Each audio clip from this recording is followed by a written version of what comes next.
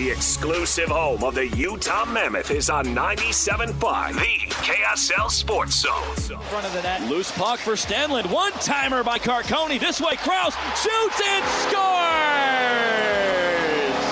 Thank you very much. Lawson Krause puts Utah on top. It's 2-1. Guenther up ahead. It's Keller on the move. Keller to the front. Tapped in. They score! He's done it again! Dylan Guenther! Wow! Overtime winner!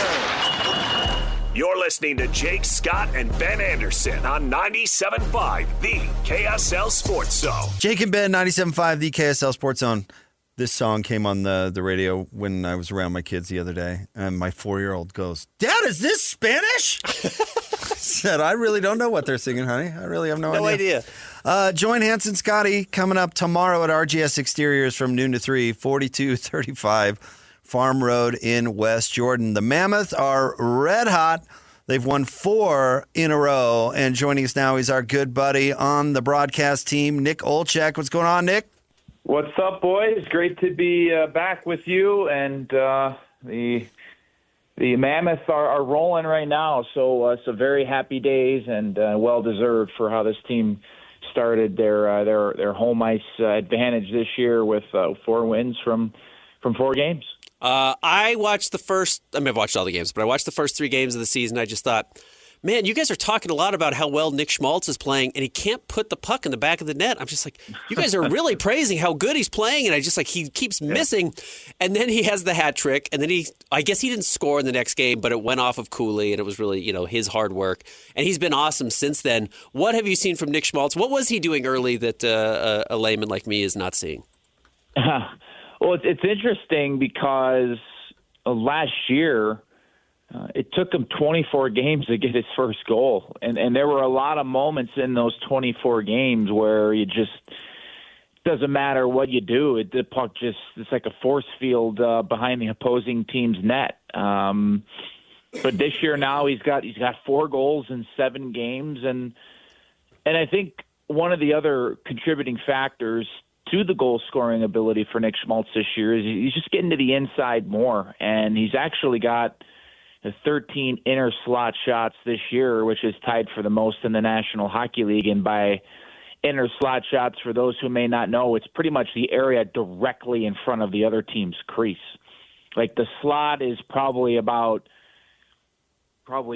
6 to 10 feet out in front of the crease. Well, the inner slot, that is about as close as you can get. So if there was one area of the ice a player could pick to shoot from, it would be the inner slot. That's about as close to the net as you can get. So he's getting to the high danger areas now, keeping in mind getting there is one thing, to pay a price and being willing to go there, that's an important part, but also having teammates that are skilled enough to get you the puck there and at the right time, with the right amount of power on the pass and of course the timing of it too. So I just think he's getting to the inside even more this year. And 2, Nick Schmaltz, you look at his career, you watch him throughout the course of a game. He is a pass-first type of player. He's never going to be a guy that's going to go and get you 40 goals. He'll get you 20 for sure, but his assist numbers will always be higher than the goal totals. It's just naturally how he is, and he's made a long, really nice career of setting up his teammates. But the passes that have come to him have been too good, and he's been in too good of a position to pass up the shot to eventually find the back of the net. So I think it's just a mixture of the guys he's been playing with. And then when you play with a guy like Clayton Keller, who is as good of a passer and as elite of a passer as there is in the NHL, sometimes all you can do is shoot the puck depending on the situation and the area of the ice that he puts you in. So it's been a great start for him. It's been a heck of a start for that line, and a cool little tidbit, guys, to put a bow on Schmaltz here. You mentioned the hat trick. He has 2 hat tricks in his career, one here with the Utah Mammoth and one when he was down in Arizona. And then both nights where he had hat tricks, Grandpa Schmaltz was in attendance. And Grandpa Schmaltz has only seen Nick play twice live in his career. So pretty special moments there, and I know a lot of families were in town visiting their boys and visiting their young guys this last homestand. So cool little tidbit, and no doubt it has been a great start to the year for number 8. So something you've got to know about me, Nick, if a professional athlete comes on to my show, I am going to kiss their backside. With that in mind, Barrett Hayton was on our show earlier this week, and my question to you is, why is he directly responsible for their good play as of late? Yeah, look, that is PR 101. So way to go. That's how you keep people coming back for more. It's not my first day on the job, Nick. Yeah. I know where my bread's butter. That's why we're so nice to you, Nick. Yeah. Don't ever say no to us. Don't worry. I shower every day, so my backside is nice and clean. Okay, boys. All right. No, but look, Barrett Hayton. He is on every line where you've got two highly skilled players, and I want to preface this by saying I am not at all saying that Barrett Hayton is not a highly skilled player. He extremely is, and you have to be able to be very skilled to play with good players. But his skill and his strengths they're in different areas that complement his line mates so well. And I think the added benefit to that line when you're playing with Nick Schmaltz and Clayton Keller, who are guys that love to hang on to the puck, they love to possess it, they really don't give it up all that much. You need to have a player down the middle of the ice that can do the dirty work. That when those guys are passing around the perimeter, trying to seek entry into the middle of the ice, you need a guy that's going to be able to be at the net front. And when Keller or Schmaltz wants to shoot the puck, you need a guy that's going to be able to be at the net, screening the goaltender. And if he's not directly screening, just by him being there is going to draw defenders with him. And then the goalie's got to worry about not just one guy trying to take away his eyes, but that one guy draws two defenders with him, and now the goalie's trying to look through a forest of bodies in front of him. Winning faceoffs is another key. Barrett was over 50% last year, and since coming back to the lineup this year after managing a bit of an injury towards the end of the preseason, he has been so crucial, especially on the power play, to be able to win draws, and because there's nothing worse as a power play that when you don't win your face-off and the other team clears it all the way down, and then you got to travel the entirety of the 200-foot ice sheet to get back in the zone and try to get set up and make the plays you're looking for. So I just think when he's on that line with Schmaltz and with Keller, to borrow a phrase from what the kids are saying these days, he's a dog. He really is. He's the guy that's going to go in the corners. He's going to hunt pucks. He's going to get into those guys' hands and allow them to do what they do, which is oftentimes magic. But with that being said, for as hardworking as he is and the grunt work that he does, you need a lot of skill and you need a lot of hockey IQ to be able to play with guys like that. And for Barrett Hayton, he is no doubt the perfect fit, especially considering those three guys have played together for a bunch of years now, and they just seemingly know where each other are going to be most times before they even get there. Somehow, Dylan Guenther continues to be the most clutch player in all of hockey, and I tend to think sometimes with clutchness and some of those things, it's a little random, or it's, he's on the ice in overtime because he's one of the best scorers, so you're going to have him out there. But it's inarguable. It's one every 4 games he's played, and one every 4 win that the Mammoth have since he's been on the ice as a member of Utah. He scored the game-winning goal. It's just crazy to see a player that productive in the biggest moments. What have you seen from him that makes that possible?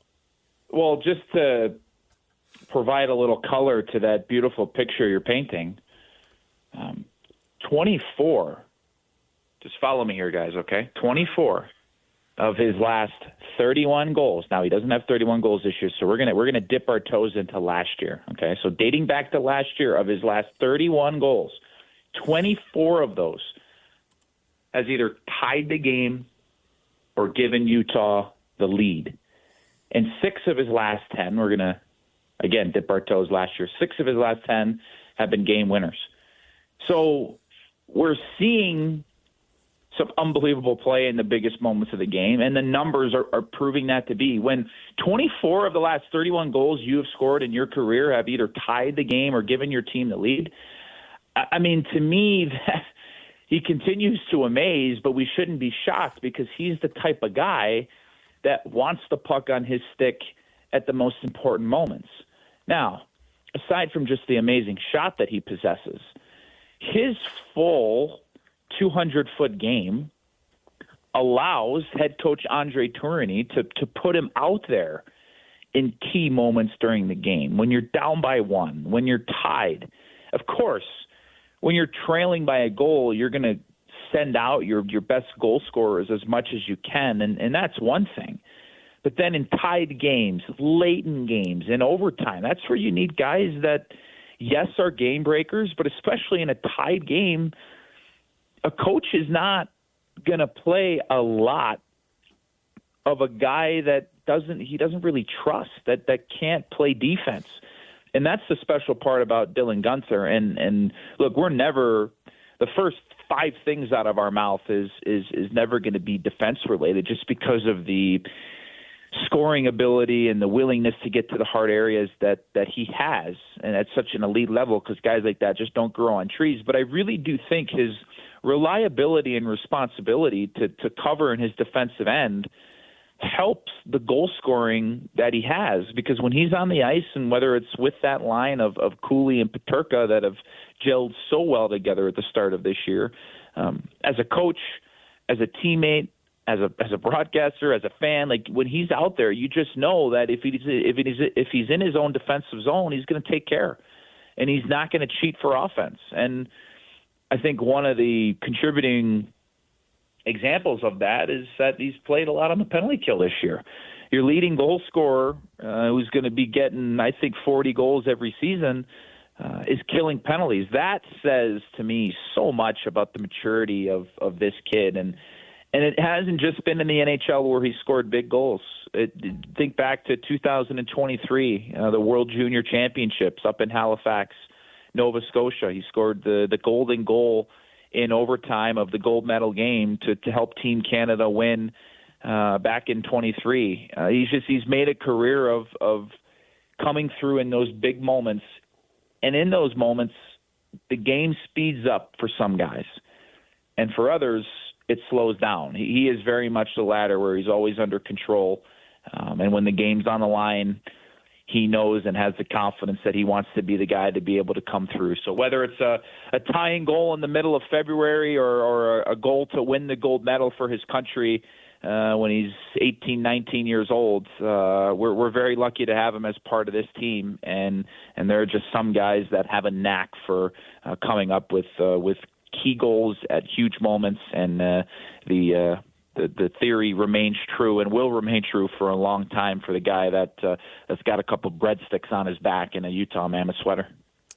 All right, Nick, the Mammoths started off the year 1-2 on the road. The 4 wins in a row have all come at home. Well, 8 out of the next 9 are on the road, and in fact, 10 out of the next 12 are on the road. So my question to you is, outside of Barrett Hayton, what do the Mammoth need to do to tighten it up and get some wins on the road? Well, I think a couple areas that on this homestand they have gotten even better at in the defensive zone is the walls. And I urge any of our fans when watching on TV or when listening to Mikey Folta call the games on the radio side, when Utah is defending, watch the sideboards where you've got the net, and then both to the right and to the left of the net, all the way out, you've got the sideboards. Like those are called the walls, and so crucial for a team to play well defensively is to win those wall battles, and that's where the left wing and the right wingers patrol. And that's usually the general vicinity where they're at when Utah is able to quickly get possession in their own zone. So the added emphasis of defending from middle ice out, not getting overly extended, not being too physical in the D zone to the point where you're running out of position, and then you run out of position, you get caught out too wide, and then the other team makes one pass, and then all of a sudden it's an odd man situation in front of your net. So the walls, that's always an area that I'm fascinated by, where if those wingers can make plays to chip the puck by the defenseman who wants to be aggressive and pinch down, that's going to lead to 2-on-1s and 3-on-2s for Utah the other way. So defensive zone, that's an area, the walls. But also I thought something that Utah did well for stretches against Colorado in their last game was how well they possessed the puck up the ice. There's a lot of different ways to defend, and I think when you think defense, you think, oh, well, when we're in our defensive zone, when the other team has the puck, that's when we're defending. But if you think about it a little bit of a different way, we can defend when we have the puck by being confident in the plays that we make and not being overly high risk up the ice, especially when you're playing teams that transition as well as the Colorado Avalanche do. The team they're going to be playing tonight, the St. Louis Blues, they got a ton of speed in their forward group. So if you mismanage the puck at their blue line or in their zone and your defenseman pinches and there's not coverage back, you're feeding right into what the opposition is wanting to do. So defensively, how to tighten up, I'm looking at the walls in the defensive zone, which were really good. I think it's in a really good place, but continuing to win those. But also taking care of the puck up the ice, because that's the one area that fast teams can really hurt you, is when you try to make a drop pass and it's not the right time, or you try to overcomplicate things and then guys get caught up the ice and then there's odd man rushes back the other way. And that's something that when this team is playing at their best, they're confident in making plays. They're confident in shooting the puck. They're not passing up opportunities to shoot it, but there is a fine line, because if you overpass or you try to make the fancy play more times than not, that's where you get caught and you're feeding into what the opposition's trying to do. Nick, thank you as always. We love our chats. We'll talk to you next week. Okay, boys. Have a great day. Thanks, Nick. Man, that's a long road trip. Yeah. Have you looked at that? They go 4 games and then come home for a one-off against Tampa Bay, which why even come home? So here goes, Ben. At St. Louis, at Minnesota, at Winnipeg, at Edmonton, home against Tampa Bay, and then all the way back to the other side of the country, at Buffalo, at Toronto, at Montreal, at Ottawa. Yeah. This is going to be a tough stretch. That's brutal. If you can emerge, not unscathed, but with your head above water, could set them up really well for the rest of the year. All right, stay tuned. Coming up next, we'll talk a little Colorado Buffaloes with Jake Shapiro, analyst for Denver Sports 104.3. Going to talk a little bit about Utah and Colorado. Straight ahead, 97.5, the KSL Sports Zone. Nobody gets you ready for Utah football more than the KSL Sports Zone. Ready? The Utes get set for a battle against Coach Prime and the Buffalo. Your home for the best coverage of Utah football is right here on 97.5, the KSL Sports Zone. You're listening to Jake Scott and Ben Anderson on 97.5, the KSL Sports Zone.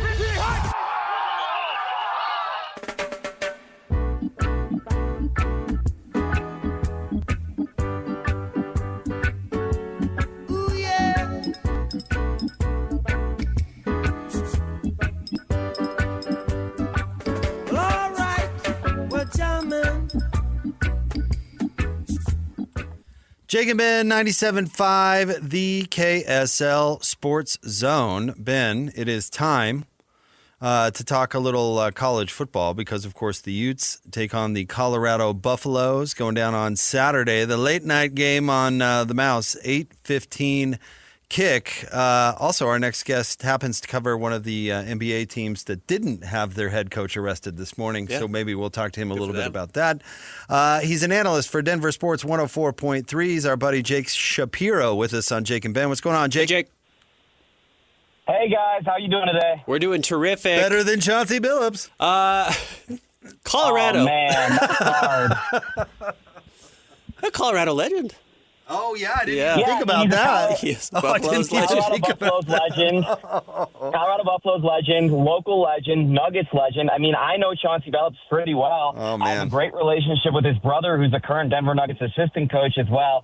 I mean, I'm just bummed out to see the news. I'm hoping that maybe, this isn't the way it looks like, at least, obviously want to see the full details on this. But, man, sports betting right now and the way gambling is across this country, and what we continue to see, it's really troubling, obviously, for the entire sports scene. Well, I apologize for being insensitive. I had forgotten about the Colorado. Andre Miller knows how to keep his nose clean. I had forgotten about the Colorado connection momentarily, so apologies. The Buffaloes are riding high, though. They are coming off of, what, is it their best win since they've been in the Big 12? I know that was not a full-strength Iowa State team, but 24-17 at home when they had been winless in the Big 12 was a very nice victory to go into a bye week with. What did you see in that game from the Buffaloes as they get ready to take on Utah? Yeah, the only 2 ranked wins Deion Sanders has as a coach at Colorado are against TCU in his debut and against Iowa State in the last time out. So I think we all know that TCU team coming off the national championship appearance the year after really wasn't a top 25 team as they proved later that season. Whereas this Iowa State team, as all of us who've watched the Big 12 the last year, know that they're a legit top 25 program in the country. So I would say, yes, definitively, this is Deion Sanders' signature win at Colorado so far.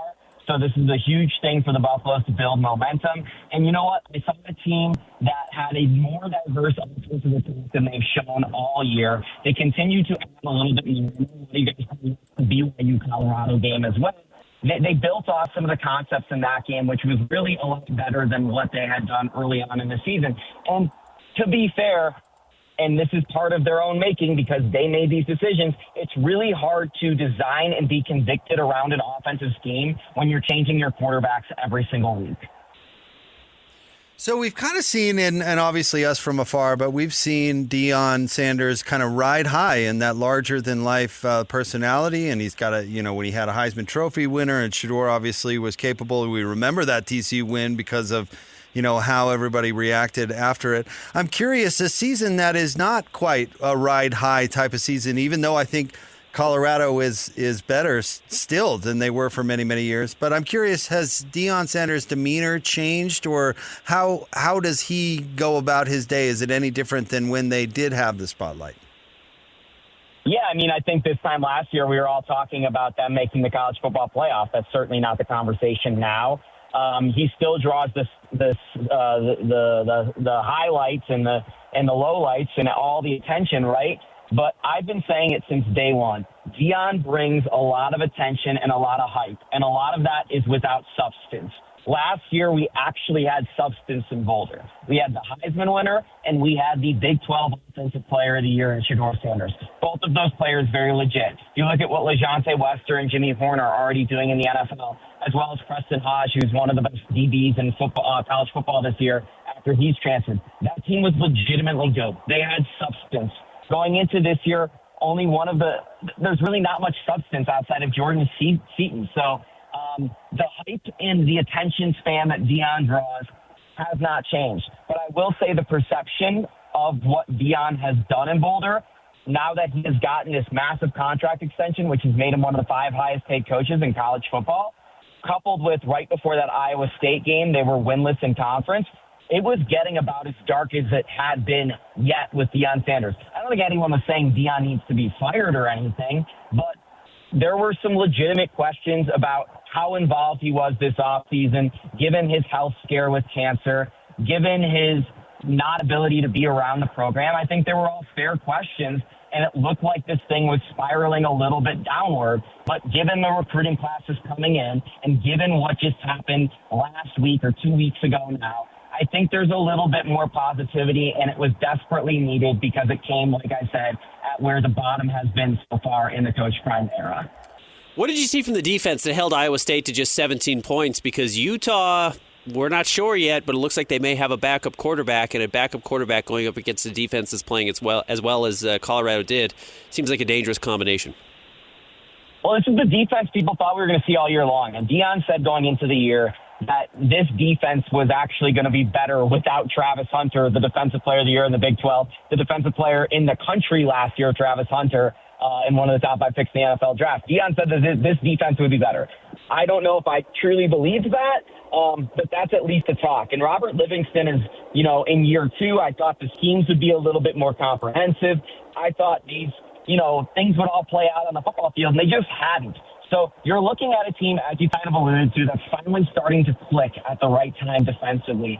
And, against Iowa State, they caught a couple lucky breaks, particularly a controversial non-pass interference call on a play in the end zone that ended up with Colorado picking off the ball and basically won them the game. So, definitely even if that play doesn't go against their way, or, Iowa State's way, if that play goes, for Iowa State, Colorado's defense still played pretty good in that game. And I think for me, the biggest thing with this defense is, they've had some bad moments throughout the course of the year, but Colorado's offense and special teams have given them short fields time and time again, and the turnovers have been bad at times. So I look at this defense and say, this defense is pretty solid. I wouldn't blame the defense too much. They do need to get better in stopping the run. That's something that has been bad the entire time Deion Sanders has been in Boulder. You look at the players last year, whether it's DJ Giddens, Devin Neal, RJ Harvey, all these guys who are in the NFL now, they all gashed Colorado for like 200 yards on the ground. So if Utah, you feel confident about their running game, you're going to feel confident about them winning this game in Boulder. So with all that in mind and knowing that Utah has struggled to move the football on offense but has run the ball really well, what kind of game do you think we're in store for? I mean, is this going to be something in the teens?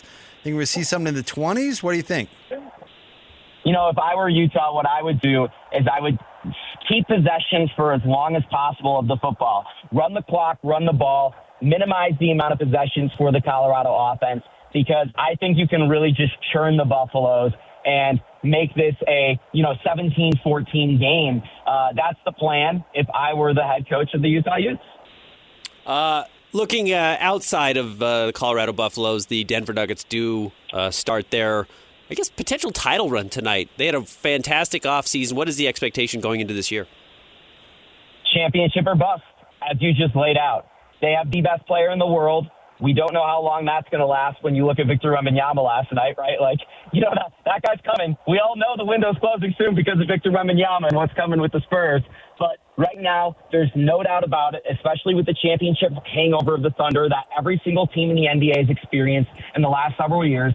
No team has gotten past the second round of the next year's playoffs after winning the championship, and that goes back to Kevin Durant and Steph Curry with the Warriors. So we're talking about more than half decade now of the reigning title championship holders trying to get through into the playoffs and failing. So it's really hard, and I think Nuggets fans are hoping for a championship hangover. They're hoping season acquisitions, particularly of Jonas Valanciunas, Bruce Brown, Tim Hardaway Jr., can add to their bench depth, which was such a problem in that series against the Thunder where the Nuggets starters actually outplayed the Thunder starters. And all of that combined, the Nuggets can get past the Thunder. That's the hope. The Thunder are clearly the best team in the NBA. They're clearly the benchmark. But the Nuggets, in my mind, if they're not two, it's them and the Cavaliers neck and neck for number two. And the Nuggets, like I said, are the best player in the world. I think the biggest question mark with this season going for the Nuggets is David Roman's a rookie head coach, and he has title expectations. That's always a challenge. I love their offseason. How do you like Cam Johnson as a fit? I think Cam Johnson is a wonderful fit. And the thing people aren't talking about with Cam is the Nuggets really struggled the last two playoff series losses, Minnesota and Oklahoma City, with ball pressure. Because the only guy they really had to break press was Jamal Murray. And they didn't really have an off-guard that was capable of handling the ball. So that duty got shifted a lot of times to Aaron Gordon, who is a really good playmaker from the power forward spot. Okay, we all know Aaron Gordon was injured in Game 7, and he had that hamstring. It was a big story, right? Does anyone remember how Aaron Gordon got injured? It was late in Game 6 when the Nuggets were trying to break ball pressure, and he hurt his hamstring doing so. So having Aaron Gordon have his role readjusted so he can focus back on defense like he did in the 2022-23 title season, I think is such a big thing because Cam Johnson brings a more diverse offensive game than Michael Porter Jr. He is a more of a movement shooter. I kind of look at it as Michael Porter Jr. was this just turret. Like, he was a shooter, he was immobile, but he was just dead on, lock on. He was awesome. Cam Johnson was more of a sniper, right? Like, he's more mobile. He's going to hit from long distance, but he's more mobile. And with that, like I said, there's the playmaking ability, and he's a little bit better on defense. So I really like the Cam Johnson fit. Now, I do think there's going to be some momentary struggles while they adapt to it in the next couple months. So it's not just going to be like they plug and play and he's going to be awesome. I think it'll take a little bit. So, this lineup's been together for a long time, and Cam Johnson's a new piece.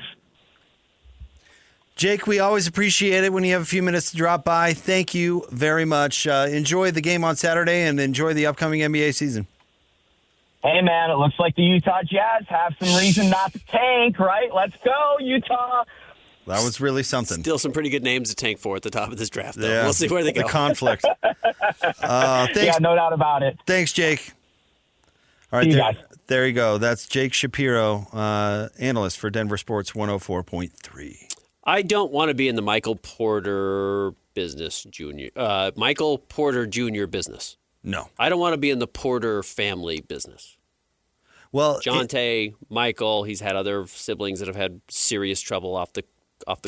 Did you see that podcast? And this is going back like a month, where he talked about his vices. Yes. And he said his brother has a gambling vice, and just it's been his downfall. He said his was women, girls. Yep.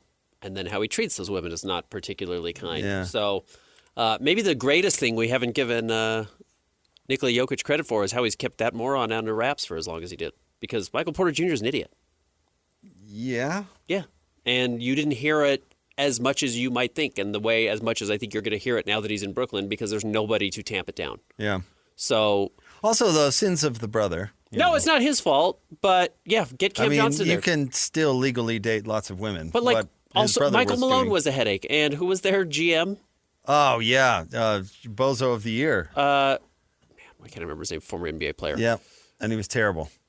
You just got too many bozos. You had too many bozos in that building, and you cleared out Mike Malone, and you cleared the out GM. and the GM, and now you get rid of Michael Porter Jr., Calvin Booth.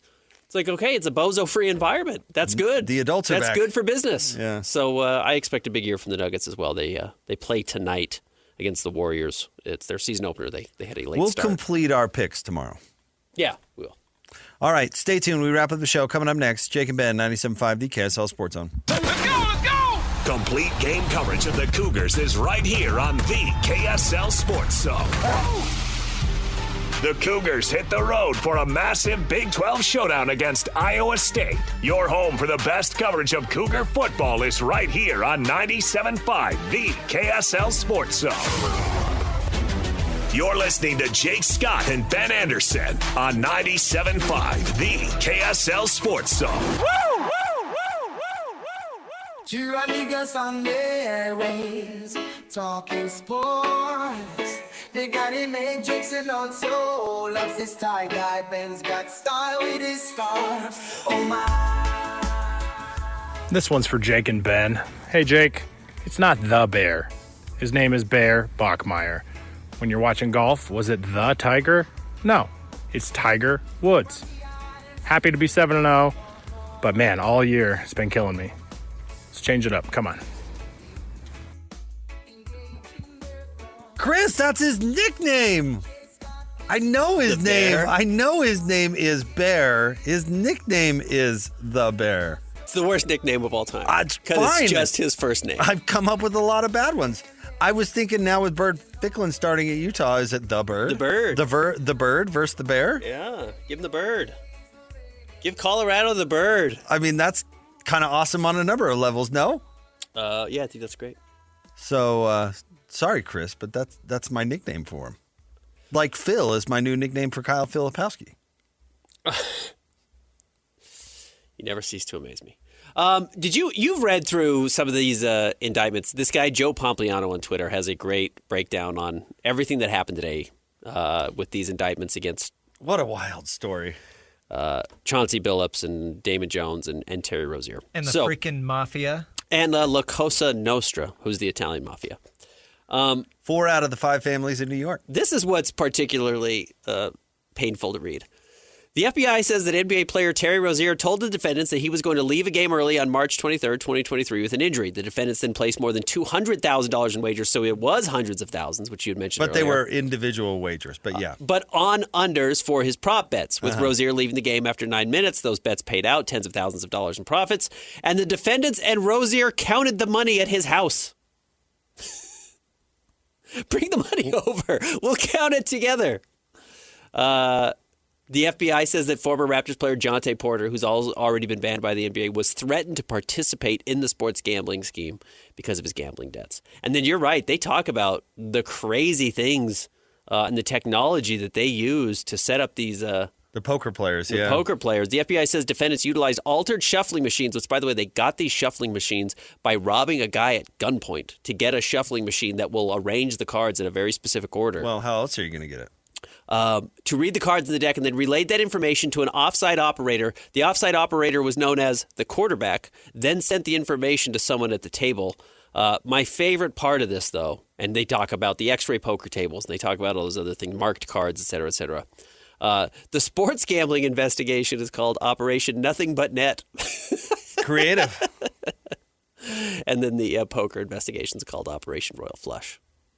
4 years, victims lost over $7 million.